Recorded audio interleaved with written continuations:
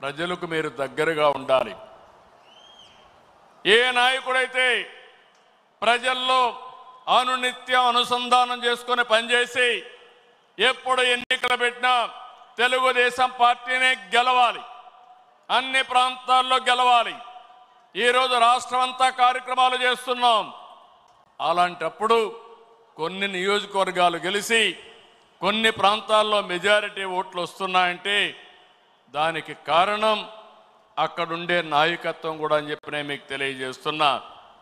మనం రాజకీయాల్లో ఉన్నాం, రాష్ట్రాన్ని మార్చాలనుకుంటున్నాం.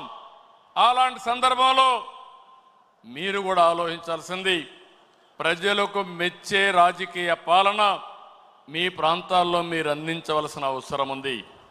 ఏ కష్టం వచ్చినా మీరు అండగా ఉండాలి, తోడుగా ఉండాలి. అవసరమైతే నాయకత్వాన్ని అక్కడ అడిగి గట్టిగా 10 సార్లు తిరిగి మీరు ఆ సమస్య పరిష్కారం చేసే బాధ్యత మీరు తీసుకోవాల్సిందిగా నేను కోరుతున్నా. ఇంకొక పక్కన నేను ఒకటే మిమ్మల్ని అందరినీ కోరుతున్నాను, మనం కొన్ని జాగ్రత్తలు కూడా తీసుకోవాలి. నేను ఎప్పుడు కూడా చాలా జాగ్రత్తగా ఉంటాను. ఈ కడప గడ్డలో చెప్తున్నా, వివేకానంద రెడ్డి మర్డరు నాలాంటి నాయకుడినే మోసం చేయగలిగారంటే తెల్లవారితో నిద్ర లేస్తే ఒక అసాక్షి పేపర్ ఒకటి ఉంది, టీవీ ఒకటి ఉంది.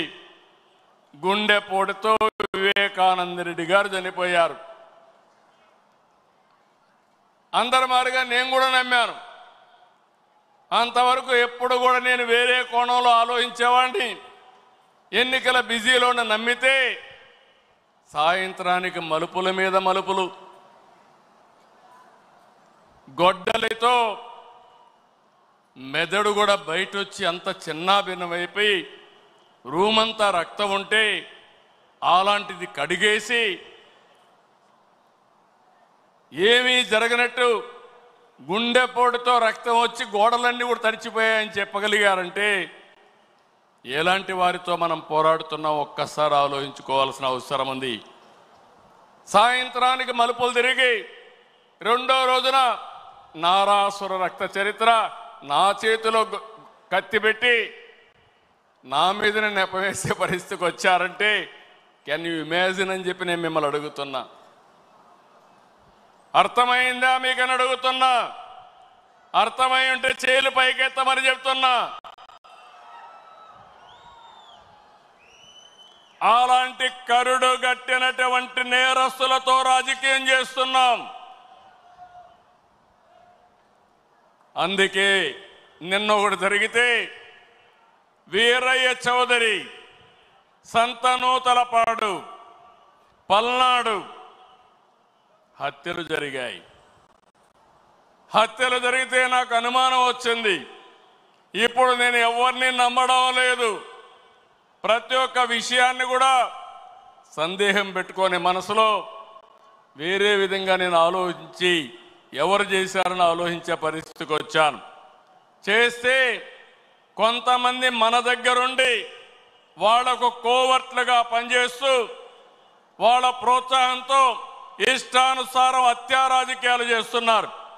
మన చేతితో మన వేలుతో మన కన్ను పొడుచుకొని తద్వారా 2 పనులు, ఇది తెలుగుదేశం పార్టీ వాళ్ళు వీళ్ళనే చంపుకుంటున్నారు అని చెడ్డ పేరు తేవడం, వాళ్ళ టార్గెట్ని సులభంగా ఎలిమినేట్ చేయడం. ఇది నేరస్తులు చేసే కనికట్టు మాయ. అందుకే చెప్తున్నా, ఎవరైనా సరే మన కార్యకర్తలు కూడా ఇలాంటి తప్పుడు పనులు చేస్తే ఏ కార్యకర్తను కూడా నేను ఉపేక్షించనని మరొక్కసారి మీ అందరికీ విజ్ఞప్తి చేస్తున్నా.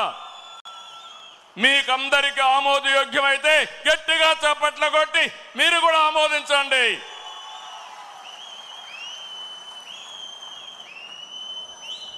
నేరస్తులు కబద్దార్, నా దగ్గర మీ ఆటలు సాగనివ్వను.